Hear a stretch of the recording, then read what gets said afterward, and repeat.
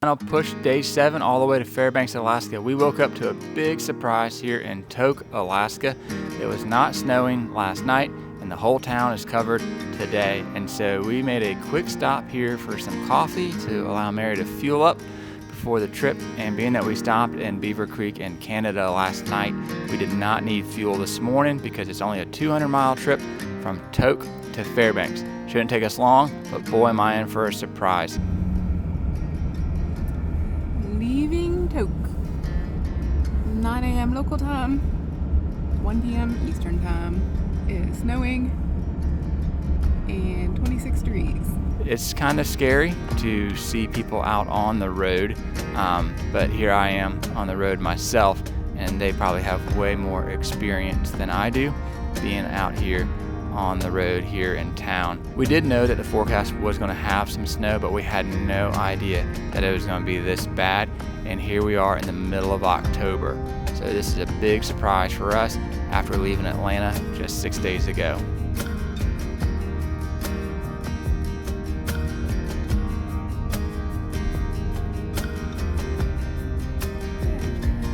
Overall, this 200-mile journey is going to take us over 7 hours to complete. And so sit back and relax and enjoy the scenery as we try to make it through this blizzard. If I wasn't driving through the town or on the snow or had places to go, I would have loved to have stayed in Tok and just explored or taken the beauty of the town being covered in snow. The great news leaving Tok all the way to Fairbanks is it is just one road, one highway. Most of it is a 2-lane highway, and because the snow has just fallen, they have not had time to maintain the road. We will see plows along the journey coming up. Here's the first bridge and overpass of a river. I'm sorry I don't know the name of it, but going over the bridges is the scariest part for me, because if you wreck or slide off the road on asphalt, you just wind up in a ditch and you'll normally be okay. You fall off here and that is going to be freezing cold water that might be impossible to escape. I definitely was more nervous and white knuckling the wheel as we drove over these overpasses.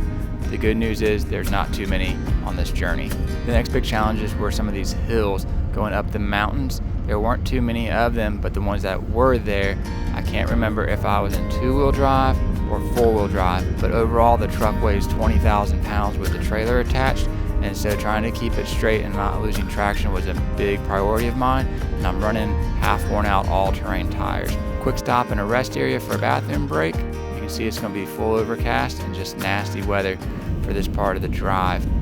Tanana State Forest. Mile marker 1370. Being out here is super serene and just magical. I loved seeing all the snow and the blizzard. Just was hoping that I wouldn't have to be moving my whole life in this situation. And that was the reason for trying to get up here to Alaska in October, was to beat the winter. But I obviously missed it by 1 day. Also, on a side note, I can't remember 100%, but a majority of the drive from Tok to Fairbanks, we did have cell signal outside of Tok, and then getting closer to Fairbanks, also in Delta Junction, that will be coming up here too shortly. Johnson River. Going through this overpass, I did not know there was going to be a big rig on it. And as you know, throughout this journey, I've always tried to drive in the middle of the road, and here we are in the worst weather I've had to drive in on the entire journey. And there's a semi coming in the opposite direction.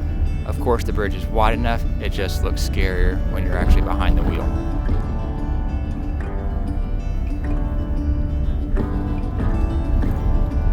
We attempted to catch the sunrise. That's the sun attempting to poke its head through the clouds.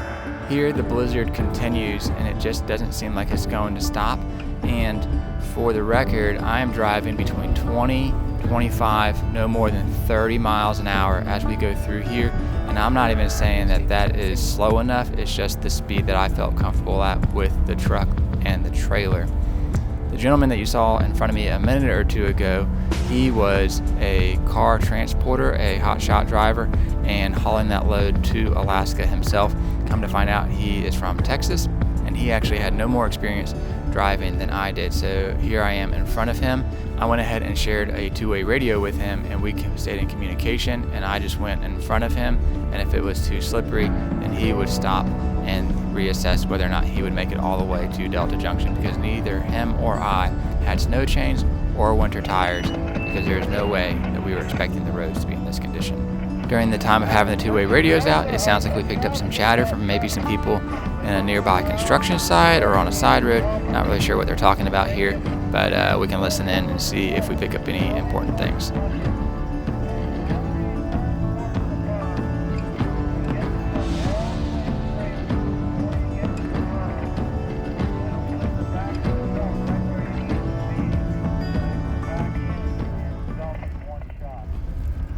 This is Gerstle River Black Veterans Memorial Bridge.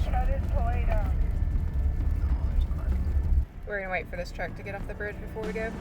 And as you just heard Mary say that we were going to wait for that pickup truck to go by, it just is going to give us more room, and that keeps us from running into that truck. As if we were to get loose or that pickup truck was to get loose on the bridge, no need to risk it because we're not in a hurry. We have all day literally to make it to Fairbanks. Another beautiful river, another beautiful bridge. I just wish there wasn't so many of them when we're trying to make it to town on our final day getting to Fairbanks, Alaska. Here, the skies are starting to part ways, and hopefully the snow will stay away. Headed towards Delta Junction, about 15 miles out. The sky is blue. It is fantastic to see blue skies and no more overcast, and I believe that we're going to be home free from the snow for the rest of this journey. And so driving on these roads is going to be sketchy still, but at least it will not get any worse from what I can tell. And seeing cars like that go by gives me confidence that I'll be just fine. Here's one of those plows that I mentioned. I believe this might be one of two that I had seen.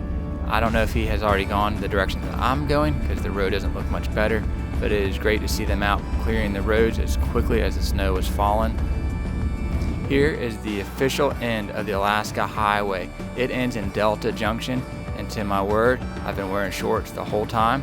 So moving on from Delta Junction to Fairbanks, the roads don't look as horrible. It's hard to say if they got more snow or if they've just been plowed, but when looking at the trees, either more wind has happened and knocked the snow out of the trees, or the trees didn't get as much snow, and you can see the ground is not as covered as Tok, but the blizzard or the winter storm did go through Delta Junction to get to Tok, as Tok is further east than Fairbanks and Delta Junction. And here you can see a road and a pull-off with a lake that's not yet frozen because the temperatures are still warm. Welcome to Fairbanks, or Fairbanks welcomes you. As Mary just announced, we have finally made it into Fairbanks. That's 320 miles on the fuel tank since Beaver Creek, as we did not fill up in Tok. So for today, we've only used 17 gallons of fuel, and we went 207 miles. And the total trip was just over 7 hours. And here it's just fun to reflect on Google, where we used to live, in our new home.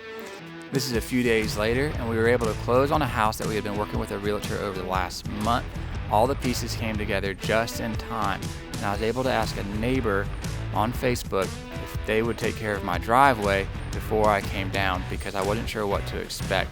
So this is 30 miles outside of town, and they had gotten dumped on with more snow to come. So we were able to move the trailer into the house and unpack it, and then return to a hotel and stay for a week while the blizzard was going to be coming through in the next 4 days.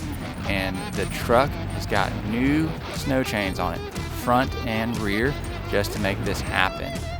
With only one hole in the trailer, after 4,200 miles, I couldn't ask for a better trip. The truck did great, the trailer did great, and so this is where we're going to wrap it up, park that trailer in there, and then unload it.